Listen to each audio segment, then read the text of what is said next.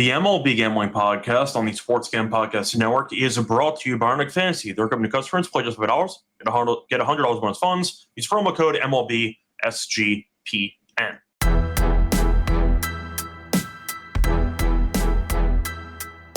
And welcome everyone to the MLB Gambling Podcast here on the Sports Gambling Podcast Network. It's currently Thursday afternoon, October 30th, around 5 p.m. Eastern. I'm Rose Scott Show, once again joined by Dylan Rock. Together to break down our thoughts for what could be the last game of the actual MLB season, Game 6 of the World Series, taking place on Friday. Game is not tonight. Game is tomorrow. We decided since we had wines, might as well get it out of the way early. Dylan, how's it going with you? What's up? What's going on? I'm doing well. Halloween is tomorrow, so I can't wait. Got the costume out. Are you a big Halloween guy? Not really. No.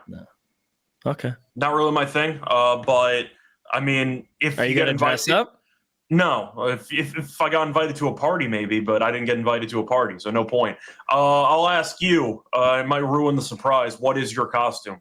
I can't tell you. I'll send the group chat a picture, but I can't. Why, are you going as like a Giants fan or something? What is it? No, that would be funny though. No, nothing sports related, but yeah. Is it a couple's costume or are you going solo? Okay. Yeah. It's if you saw Jahmyr Gibb, do you know? Yeah. Okay, so you're going as a wrestler. Okay. Yes, exactly. Okay, fair enough. All right. Well, I'm going as nothing, so we're gonna see what happens. But you like scary movies? They're okay. I mean, they don't make them like they used to. That's what I was going to say, is I don't actually know if you go into a scary movie hoping just to be scared. If you're hoping for actual, I'd say, plot and all this other stuff that most current scary movies don't have. Yeah. I don't think Sinners counts as a scary movie, but it's more of a thriller. I thought that was pretty good, but it's not really a horror movie that you're referring to. Yeah, no, I like it's not like paranormal or if you want to go way back, like The Ring. Like, it's not one of those. Great movies. Yeah. Of course, those are classics. Classic, yeah. I like Halloween and stuff like that, and Friday the 13th, stuff like that. Texas Chainsaw Massacre. Do you have a favorite horror movie villain? Has to be Michael Myers. I don't know if it has to be. You have Freddy in there. You have Jason. You can take your pick. What was so good about Jason Voorhees again? You didn't like his goaltender mask? No. I was asking, like, what about him made him so special? Get the chainsaw. And and he had the mask, and he would kind of just walk you down slowly before eventually killing I think the reason I liked Michael is because it was kind of like Wolverine, where you just fucking couldn't kill the guy. That's kind of how I feel about Freddy in a way. Yeah.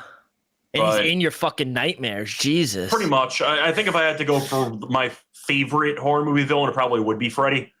Yeah. At least he would say some like lines in there. You know, Jason never opened his mouth, so at least there was a bit more character. Michael never did too. Yeah. Honestly, I think the most popular one, and I think they got used so much growing up, Scream with the bloody mask. Well, okay. Well, yeah, Ghostface is also a classic, but yeah, I don't know. The thing about Jason that always bothered me was he kept coming back to like haunt this camp. So why did people keep going to the camp? Yeah. He was pretty territorial. He wasn't really leaving the comfort of his camp. I like movies where it's like Face on the Milk Carton and I Know What You Did Last Summer. Okay. Those are good ones I like. Kind of old school. I don't like the newer ones. I don't think they're that good. They're kind of funny. No, I mean, look, if you're going for other scary movies, I think the best scary movie is Scary Movie 3. But Legend. Is that the one with the parrot? No, the Parrot's 2. Parrot's the haunted house one. That's 2. Oh, that's great. 3 is the one that had the Matrix joke with the whatever. I mean, the first one's also great, but yeah. So there you go. Wow, nice. Is your girlfriend a big scary movie person? No, she hates it. She hates scary things. So she was like, Graham, we're not going something scary. So I was just like, that's why we went like wrestler. Okay, that works. Yeah, but have you been enjoying the World Series? It's been good. I mean, I stayed up to watch the final, whatever, how long. You don't sleep anyway, so that's not impressive. No, but it was also a matter of, is it even worth it? Because I just assumed at some point the Dodgers would win the game. And I'm just like, do I really want to bother? And I'm like, you know what? I kind of have to. So I stayed up to watch the 18 innings. And then after that, Toronto kind of kicked their asses for a few straight games. So we'll get into the recap first of Game 5. Before getting to that, though, a reminder, that the NFL, MLB, NBA, college football, and the NHL are all live, and we have podcasts giving out free picks on everything. Subscribe to the SGPN feed to catch every episode wherever you do get your podcast. So we just touched upon it briefly to get into bigger detail. We saw the Dodgers win an insane Game 3. And then after that, they forgot to show up for the last two games because the Blue Jays absolutely buried them in Game 4 and Game 5. Toronto outscored the Dodgers 12-3 in the last two games after the Freddie Freeman walk-off in the 18th inning. The game yesterday was very ugly. It was competitive for maybe 10 seconds because Snell gave up a homer to the first two batters he faced. Tried to settle in after that, but to be honest, the Dodgers couldn't really score. The bullpen came in and the game was over at that point. So Toronto takes a 3-2 series lead. They won 2 games in Dodger Stadium, which means that they have home field advantage 2 times over. They need to win 1 of the next 2 home games, and they will be the official World Series champion. So for starters, any thoughts on Game 5? Anything you want to share? Because it just felt like one team showed up, the other team didn't. Yeah, that's exactly what it seemed like. And I was going to ask you off the bat, you mentioned the 12-3 the last 2 games. Do you think, because I think a lot of us, I know me and Mal came on the show after that game, and we kind of expected a hangover from Toronto. Mm-hmm. I think it's the other way around. I mean, that Los Angeles has kind of been asleep at the wheel. Outside of that Kike Hernandez home run, they really weren't able to do anything yesterday. 4 total hits, right? Something like that. So yes, it was 4 hits in the game yesterday, and Game 4 they had 6 hits. I think Yasevich was amazing, honestly. Yeah, it was. He had 12 strikeouts. 12 strikeouts. You mentioned the 4 hits, and they opened it up, back-to-back home runs, and that really set the tone. They never looked back after that. Clement, he's been so good this postseason. He had a nice RBI. Bichette had a nice little insurance in the 7th. I also think the bullpen has been really good as well. And I think there's a clear argument that the Blue Jays could have won all 3 of those games in LA. So when you go on the road and take 2 of 3 from the defending champs, I think that's something to hang your hat on. That breeds momentum, that breeds confidence for this team. Now going back home to close out the series in front of your fans, they're going to be extremely motivated. So I think all the momentum is with Toronto. Yeah, I agree, of course. The real question is if LA has anything left in the tank or if anybody else can actually show up for once. Because I talked about this a couple episodes ago when I was looking at the actual run totals for the Dodgers. It's been very unimpressive. And one of the games they scored 5 runs in was Ohtani, who had 3 home runs in one game. Yeah, then you look at Ohtani, who reached base 9 times. He had 2 home runs in one game, finished with 5. But the Dodgers offense has been very underwhelming. And Ohtani's been doing his best to carry in specific games. But other games, he can't carry the entire team. And they lose. I mean, you're looking at the actual run totals here. They scored 1 run, 2 runs, 6 runs, 5 runs, 4 runs, 5 runs. And then you kind of go before that against the Brewers and the Phillies, a bunch of 3s and 2s in there. And you're looking at the actual numbers by Mookie, by Muncy, by Edman. Terrible this World Series. He's been a mess. I mean, Teoscar had 1 good game. He's been pretty bad besides that. Betts has been horrific at the top of the lineup. Freeman had the walk-off homer, so he's had a couple moments here or there. But besides Ohtani, who Toronto started pitching around, they realized nobody else can do anything. Yeah. Why are we pitching to this guy? That has been kind of the turning point in the series. And it's even worse because they started pitching to Ohtani again. Yeah. Because they were up by a decent amount of runs yesterday, and Ohtani didn't do anything in the entire game. So, yeah, Toronto found a way to half neutralize Ohtani by walking him. And then that kind of opened the door for messing with his timing and rhythm. And they were able to go at him again, and they got him out a couple of times. But the point is somebody not named Ohtani has to do anything in the series. And so far, Freeman had the big home run. That was, of course, the walk-off in Game 3.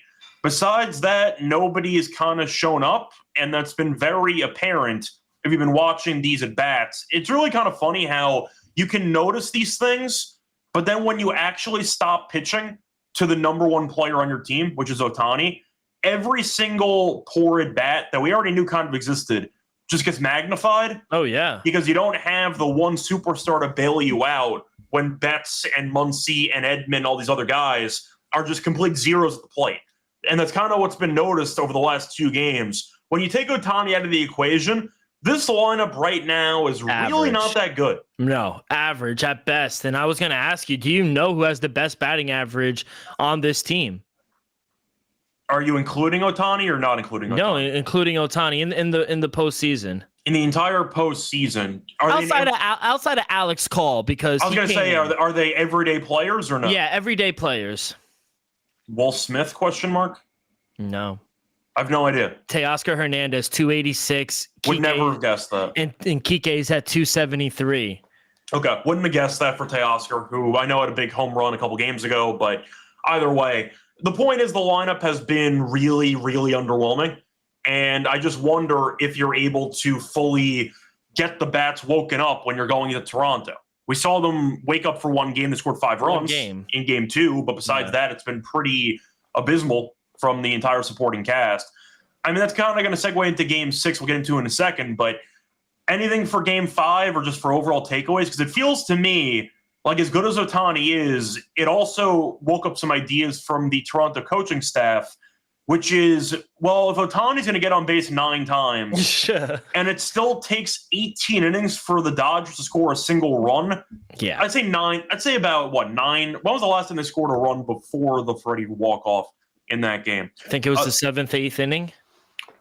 They scored in the 7th. So if it's going to take about 11, 12 innings for them to score a run and we keep intentionally walking this guy, then why don't we just keep daring the Dodgers to actually score without Ohtani? So I do think the 18 innings kind of hurt the Dodgers long-term because it allowed the coaching staff to realize, which resulted in the Dodgers doing nothing offensively for the remainder of their, I'd say, home games of the series.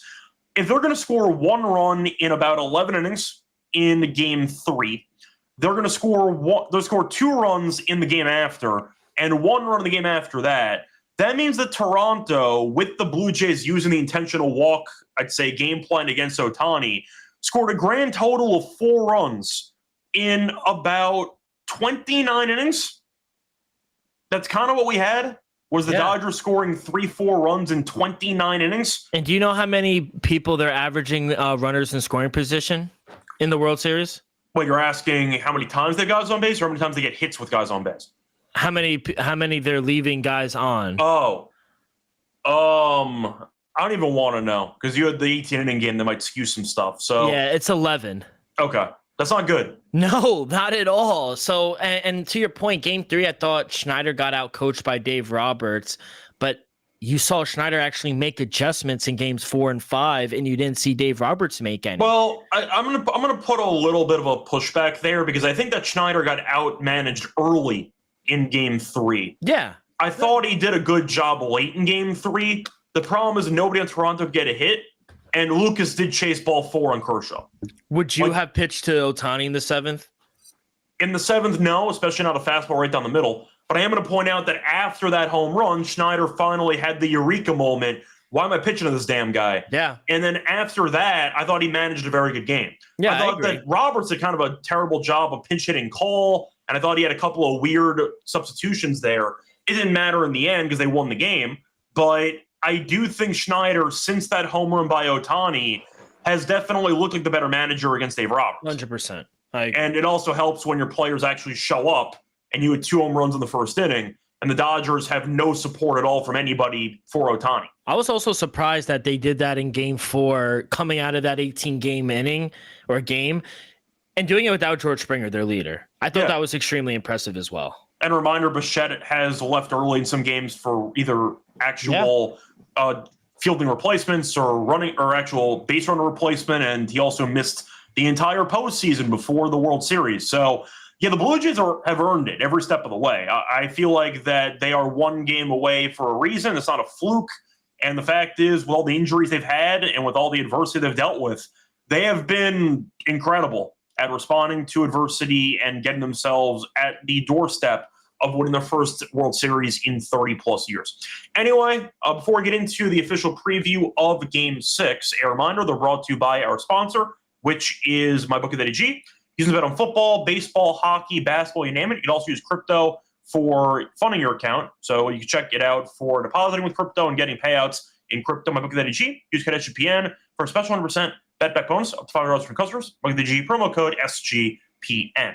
We're also brought to you by Novig, which is the number one prediction market for sports in America. You're getting some great prices with reduced juice, so check out Novig for a great price. Available in 30 states. Download the Novig app. When you do so, get $50 when you spend just $5 if use our promo code SGPN. Get an extra Novig, promo code SGPN. Welcome back, everyone, to the MLB Gambling Podcast. Finished going through our recap of Game 5 in the series so far. Moving on to Game 6. So once again, taking place on Friday.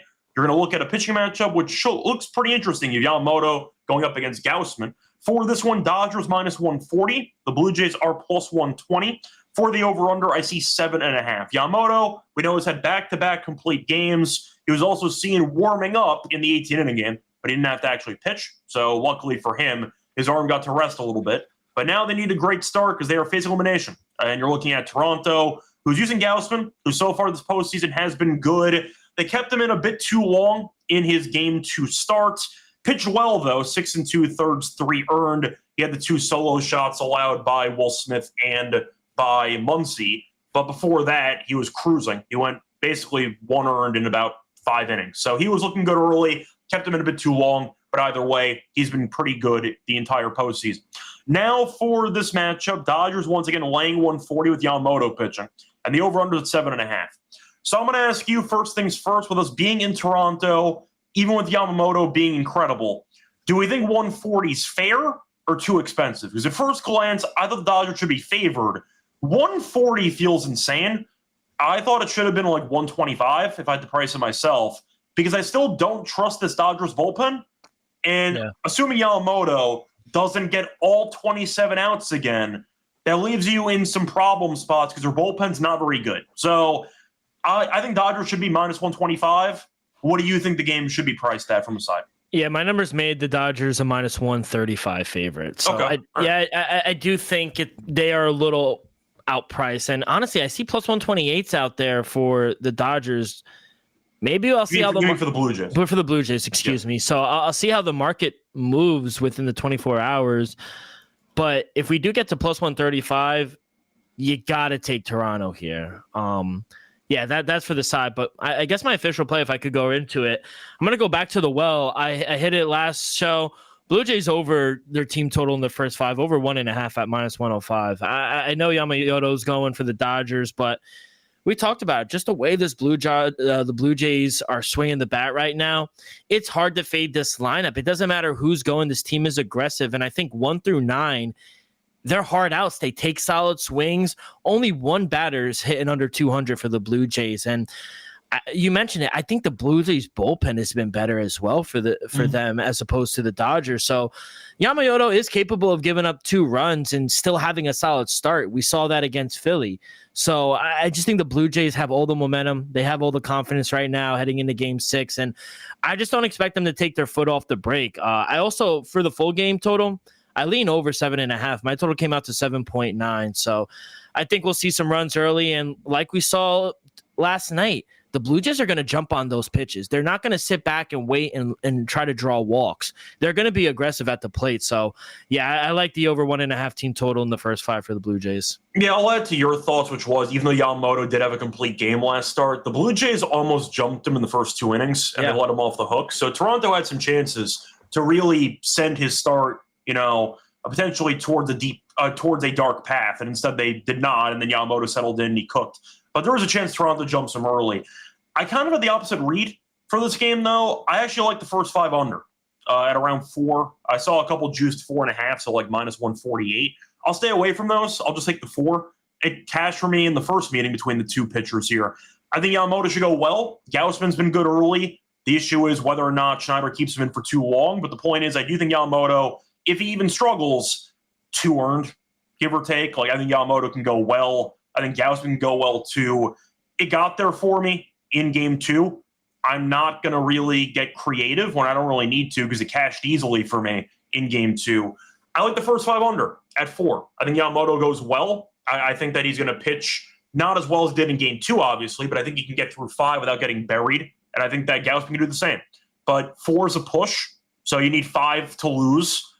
I'm fine with 4 giving my money back. I think that's a pretty realistic angle, too, where, once again, I'm not betting this to tie, but it is nice knowing that as long as they don't score 5, you get your money back at 4. So I do like the insurance there.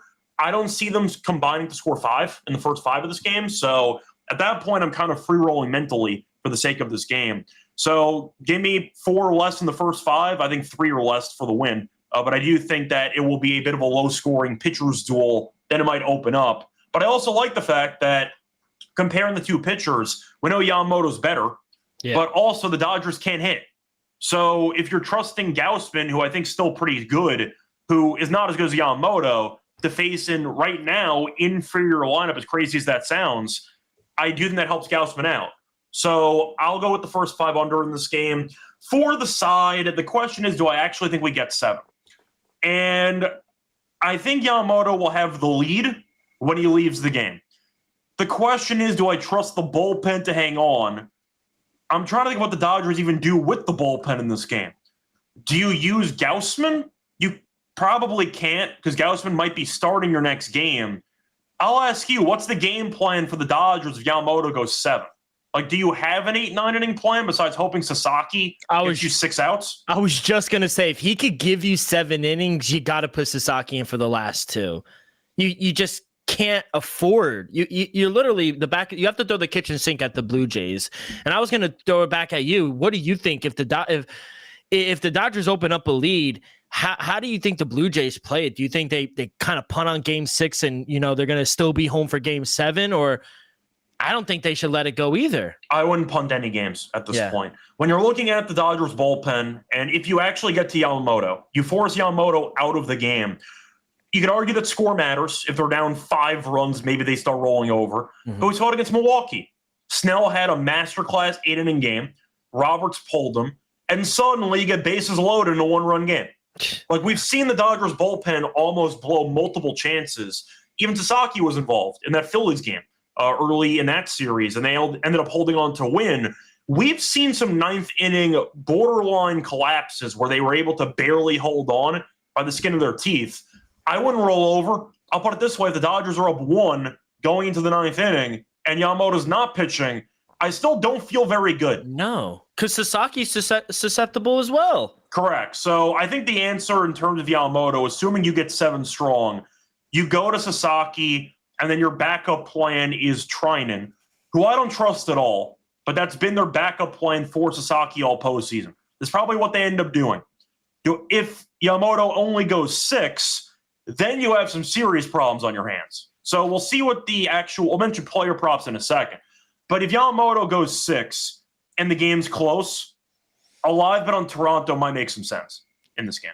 If they're up, if I throw a hypothetical 3-1 Dodgers and he's in the 7th, 8th, he's getting up there in pitch count. If you're Dave Roberts, do you leave him in? I think you might have to. Yeah. I feel like the counterpoint is, first of all, last game of the season, you can't really hold anything back in terms of if you blow this game, then pulling Yamamoto doesn't matter. Yeah. On the other hand, I guess you want to ask yourself, if you end up giving Yamamoto 98 pitches, or that's not going to happen. Let's say 105. Yeah. And if he goes the full game, is at 120. Would you use him for 15 pitches in Game 7? Yeah. If the answer is yes, then maybe you pull him. If not, then what's the point? Yeah. I'm not saying he would also pitch in Game 7, but the argument is, what are you saving him for? Yeah. You can only be saving him for a relief appearance in Game 7. So if you're not planning on using him for hypothetical Game 7, then he should throw 130 pitches in this game because it's his final outing of the season. Yeah. So I think that really comes down to it as well. So I think it's going to come down to struggling. I think pitch count goes out the window. But if Yamamoto is in trouble and there's guys on base and you could sense that Toronto's constructing good at-bats and hard contact, then you lift them. But pitch count, as far as I'm concerned, is irrelevant when you have your ace of the series right now, because Snell's been terrible. Ohtani got beat up a little bit in his only start. He's your ace of right now the postseason, back-to-back complete games. That's the guy you want the ball in his hands. You kind of need him to go like 120 if needed, because you just need the outs. But his outs is at 18.5. It's high. I know he's gone 27 back-to-back, but 18.5 is high. The counterpoint is, do you feel good about pulling him for anybody? The answer is no. No, I don't. So if he's at 6 innings at 100 pitches, you might try to steal an inning. Yeah. I agree. Between a hard and a rock place with that one, because I do want to lean over, because I do think Dave Roberts is, or maybe I'm having the same mindset as Dave Roberts, where I'm like, I have to leave him out there. Wait, by the way, can you just repeat that? You're between a what and a what? Between a rock and a hard place. Okay, all right. I wasn't sure if you said that right the first time. Okay. Yeah. So I thought you said a heart and a rock place. I'm like, wait a second, what is happening? No. Okay, never mind. All right. Cool. Yeah. So I think I would definitely leave him out. If the hypothetical is what you're saying, 95 to 100 pitches. Hypothetical, let's say 105 through 6. Yeah, I would try to steal an inning just because I don't trust the bullpen. Correct. That's how I feel. Unless they're up 5-1, 6-1, which I don't expect. If you have like an insurmountable lead, or if you want to say insurmountable with quotes, then you pull them. But I think it's got to be 3-4 plus runs. It has to be. So if we want to go on the props, I was on the fence between it, but you are getting plus money. I probably would take the over 18.5 outs. He's shown you he could go long. I don't think there's any fatigue with him. He didn't throw anything in that 18-inning game. They need him. Backs are against the wall. I probably would go the 18.5. I even like Kevin Gausman over 15.5 outs as well. He's averaging 17 outs on the year. It's minus 103. I think that's really good. He had a really good start against the Dodgers. I think he had one mistake in that Dodger start. He had a couple towards the end, but that was after he already had 16 outs. Yeah, so he had 20 last time. He's gone over this 8 of his last 10 starts as well. I like this here. I think Kevin Gausman could have a really good start as well at home. So yeah, over 15.5 outs, and I like over 18.5 for Yamamoto. Yeah, so I'll start off with all reliable. Give me Clement single at minus 109. He just got to keep going to the well with it. I keep giving it out and he keeps winning. Yeah. Like he's had a single in 9 of the last 10. He's had a single in every game of the series, including the start Yamamoto made. There's really nothing else to add. He's just been an absolute demon in the postseason. -5, I see too. I mean, if you want to actually look at the numbers here, the Blue Jays have played 15 postseason games. He's had a single in 15 of them. 13 of the 15 games. Yeah. 13 of 15. Wait, sorry. Let me just make sure I got that right. Yeah, 13 of the 15 games. I think he has over 24 hits in the postseason. And it's minus 109. I can't turn down the hit rate of 13 of 15. He's had a single in every game of the series. Minus 109 is a great price. So I like Clement there for the single. I like Gausman outs, as you said before. I think that's a good number at 15.5. Yamamoto, I agree with. I do like the, once again, outs because they really need him to go length. And if not, they're probably screwed. And I'm thinking if there's anybody else I really want to go with, either for a buy or a fade. I thought about Pages. His under half a base is plus 105. He's been terrible the entire postseason. He's had one hit. They just leave him in for defensive reasons. He's had a one hit this entire series, and he's only played 4 games. So he might not play. We'll see. He only had 2 plate appearances in the last game he played in, so there's a chance he gets lifted early. You can get his no hits at plus 105. I didn't mind that for Pages. And I'm looking if there's anything else I really liked. If you wanted to go for a bolder play on Clement, I said the single. If you want to go for HRR, I do 1.5 is at plus 134. Yeah, I like that. That's a good number. Bichette single, I think, is intriguing as well. He can't really run the bases, but the problem is the single's at minus 140. So I'm kind of against that because it just feels too expensive. But of course, I still like the idea, but I can't take his HRR because he might get lifted mid-game for a pinch runner. So I can't really take that. Varsha's been good. Yeah, I know that Yamamoto can, be a problem to face, but Varsha's had at least one hit in 6 of the last 7, and his hit is at minus 116. So I didn't mind Varsha, who's been very good in the series at minus 116. Anything else you want to throw out there? Yeah, I like Ernie Clement, his HRR over 1.5. You get that, like you said, plus 135. I like George Springer over 1.5 HRR. I like Alejandro Kirk to draw a walk. He's had a walk in 3 straight games. You can get that at plus 243. I think that's a very intriguing price as well. He hasn't had the best off of Yamamoto, but I think if the bullpen comes in, I think he could draw a walk as well. He's had one in 3 straight games. He has 2, 3, 4, 5. Yeah, 6 walks in this series. So yeah. I like it. So there you go. I like Alejandro Kirk. All right. Anything else you want to add for this matchup or no? No? Are we going to do home runs or no? Yeah, we're going to do home runs in a second. All right, yeah, that's all I got for player props. I was quickly seeing if there's anything for Ohtani walks, because 1.5's at plus 127. Did you hit your walk prop last time on the show? Yeah, Glass now walked 2, and he should have walked more because they called that BS straight call on Bichette. Yeah, but he ended up walking guy anyway, so it didn't matter. That cashed pretty easily for me. For that one. But yeah, I'm not going to do that for Yamamoto. I'm not going to do that for for Gaussman. But I did cash the walk play last time. All right. Anyway, I might run that back for Game 7 if Glasnow ends up pitching, but we'll see. Anyway, it's going to wrap it up for our thoughts for Game 6. Before we get into the best bets that we have, reminder they're brought to you by our sponsor, which is on Fantasy. So you play Fantasy Pick'em entries, chance to win 5,000 times your entry. They also have a new offer for customers. Play just $5. Get $100 worth of funds. Use promo code MLB SGPN. We're also brought to you by Rhythm. So they're cross-training college football, the NFL, and now they just added NBA, giving away weekly cash prizes. So tracking your bets in the app, track 5 bets on the same type of model you build, and you can win $1K. And a reminder, we have a nice discount promo code with Rhythm. So if you use the promo code SGPN25, we're down the app. You get a quarter off first month. That were the once again promo code SGPN25 for a quarter off your first month. SGPN25. Welcome back, everyone, to the MLB Gambling Podcast. Finished going through our thoughts for Game 6, taking place on Friday. Once again on Friday. Moving on to best bets. Dylan, I'll let you go first. What's going to be your best bet for Game 6? Yeah, my best bet, I'm going to take the Blue Jays over 1.5 team total in the first 5. I think they'll be able to get a Yamamoto, and yeah, I just think, I like the outs as well, but I just think the Blue Jays bats right now are aggressive. I think they have all the momentum, and I think they're confident going up. I don't think they're scared of anyone, and I think they're going to want a little revenge. The guy just threw a complete game against them, like in the World Series. I think they're going to want to come out aggressive and swing in the bat. So I'll take over 1.5 team total in the first 5 as my best bet. All right. So for me, the last time these pitchers faced off against each other, I did go with the first 5 under, and I did get there at 4. So if you want to run that back, you can.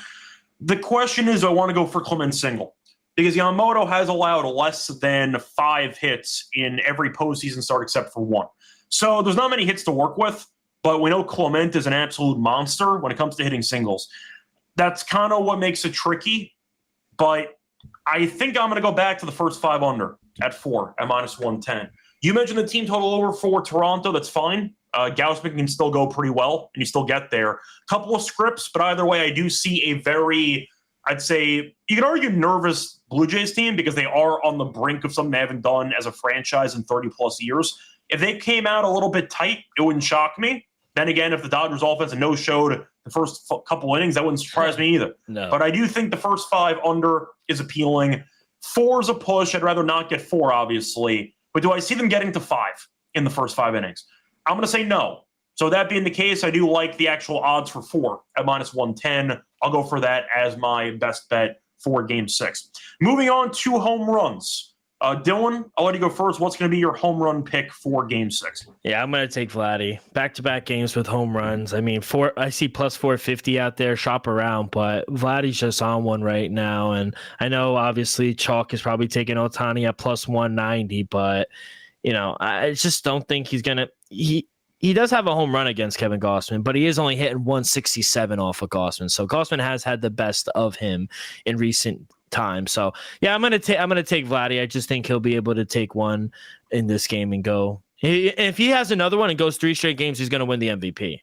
I think he's gonna win MVP anyway. Yeah, I think Vlad's minus 200 to an MVP as we speak. So I think that might be a done deal at this point. But we'll see what happens. You could argue. I was gonna bring up World Series MVP. I decided not to bother because that seems like more of a Game 7 conversation. Yeah, but it seems like if the Blue Jays win, Vlad's just winning it at this point as the leader of the team, and the fact that he has a couple home runs already in the series. Ohtani's plus 205. I'm not going to dive too much into it, but the question is, if the Dodgers win it, is Ohtani guaranteed MVP? That I don't know. I think you have to see, because if he does another complete game, Yamamoto might win it. I think that's the only guy that could actually get in the way of Ohtani. But I think for the Blue Jays, I think it's a wrap. I think that if they win, Vlad's getting it. Mm-hmm. So we'll see what happens. But for my home run pick, I wanted to see who had good at bats against Gaussman in the first meeting. And, of course, that's going to segue into a couple of home runs because Smith had one, Muncy had one. I picked Muncy against Gaussman last time, and he had a home run. But I think I'm going to go elsewhere. for this one. Smith has really not had many home runs. He thought he did in extra innings, and then he ended up falling short. I'm going to go with a reliable for the Dodgers, a guy who you can trust in big spots. Give me Freddie Freeman at 5-1. I really can't turn down 5-1. I get the argument is, Smith has a home run against him last outing, and so does Muncy. But there's no way that Smith should be 533 and Freeman should be 5-1. Freeman should be a lot lower if Smith is 533. So based on price alone, I think Freddie should be in the 450 range, give or take. 5-1 feels quite generous for Freddie. That's on FanDuel, by the way. So I'll go for Freddie Freeman home run at plus 500 as my home run pick for Game 6. Anyway, that's going to wrap it up for Game 6. We have not decided on what we're going to do for Game 7 in terms of who's doing the show. Could be a 3-person show, a 4-person show. Who knows? We'll figure it out. Who knows? But either way, we'll worry about that if the Dodgers win Game 6, because if they don't, then what's the point of worrying about Game 7? So, Dylan, anything else you want to add before we end the show? Well, if this is our last pod, it's been a hell of a ride, and hope you guys made some money with us this year, but hopefully it's not. Hopefully we do get a Game 7, but good luck. Enjoy the game, and good luck on your bets. Yeah, once again, not sure if we'll do a recap of the playoffs or season. Probably not. I feel like for a gambling pod, there's no point. You can always do the early World Series odds, but then you got free agency and a bunch of other stuff. So we'll probably not do an episode recap. You mean you don't want to talk about the Nationals' new head coach? Look, I think at the end of the day, the Nationals have bigger problems than the coaches, but we'll see what happens. Either way, we'll do an episode at some point during free agency, getting into some of the big moves and what the win totals are, etc. But I don't see us having an episode post-World Series for a while on this channel. I don't really see the point. So instead, we'll probably just take a break and we'll get back into it during free agency. Anyway, once again, hopefully there's Game 7, so we at least have one more episode before that. But until next time, you can find me on Twitter, Roach Radio. Find him on Twitter at Rock2Ks24. Until next time, good luck to all of you and all of your bets. Bye, everyone.